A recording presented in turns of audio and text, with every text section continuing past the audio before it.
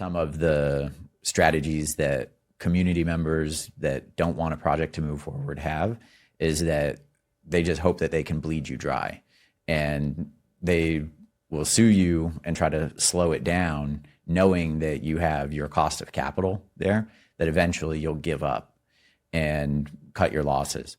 So you have built close to $1 billion of commercial real estate, and there's a lot of issues that happen with existing real estate, but more so on the development side.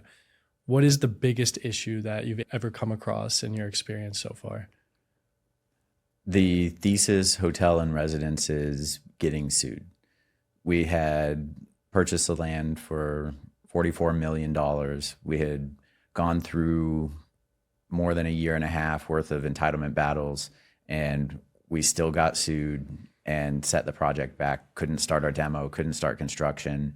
We had the clock ticking on the preferred returns for the investors and on the interest on the debt, and we were at a standstill. And who exactly was suing you? Because I know there's a lot of people that are always trying to sue developers. One of the things that I learned a lot about going through that process was who can sue you. And that actually varies depending on where you're at geographically throughout the country or the different cities. And in Coral Gables in particular, there was like a 1,000-foot notice radius. And everybody within 1,000 feet got official notice of the different public hearings that were happening. And you had to live within that area to bring this particular type of a lawsuit.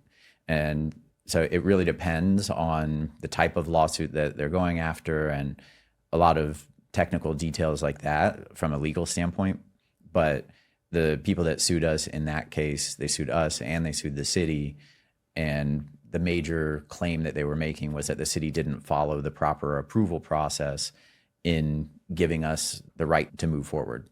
And I knew, because we had spent so much time on crafting our strategy, setting up all the pieces that we needed, making sure that we were crossing all of our T's and dotting all of our I's, that what we were doing was the right thing to make sure that we were following all of the laws appropriately.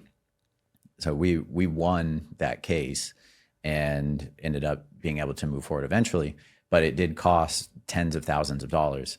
And in some cases, and this could have been one of them, I don't know the actual underlying motivating factors of the people, but some of the strategies that community members that don't want a project to move forward have is that they just hope that they can bleed you dry, and they will sue you and try to slow it down, knowing that you have your cost of capital there, that eventually you'll give up and cut your losses.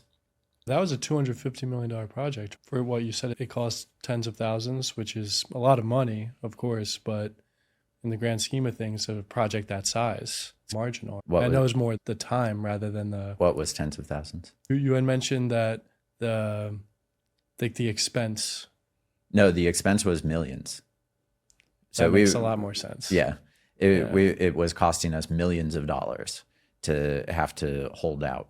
And so part of it really did eat into the profitability of the project pretty significantly.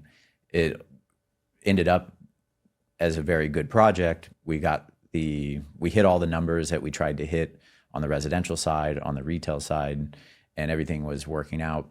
Unfortunately, with opening at the time that COVID was on the tail end of COVID in Miami, we didn't have as great of success on the hotel, but we did successfully recapitalize the deal. My former company still owns it, and they're successfully running it. It's one of the best properties next to the University of Miami. Yeah, and then at that point when you get sued, you already have investors, you already have everyone working on this design team, the whole, you have a whole team working on it. So what allows you to stay composed in a scenario like this where you're getting sued and you have all this pressure from every person you could imagine? One of the main things for me is knowing that you did the right thing from the start And like I said, crossing your T's, dotting your I's, and knowing that at the end of the day, you did the right thing to try to have the right outcome. And we knew from all the work that I did underwriting the deal, all the work that we did on putting together the political strategy, the legal strategy, the work with the different franchises to get the hotel designed, that at the end of the day, we were doing the right thing and it was going to be a success. And the same type of scenario comes from the capital side. When you go out and pitch the deal, people are always telling you that your numbers are wrong and you're not going to be able to make it, and you're not going to be as successful as you think that you're going to be. People thought that Miami rents could never hit $3.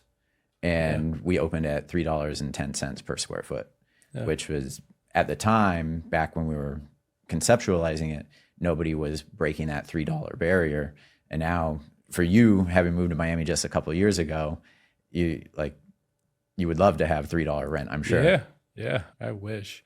Now it's at least $5 if you want to live in a nice building. Yeah, it's crazy. But not to be cliche, it's just silencing the haters.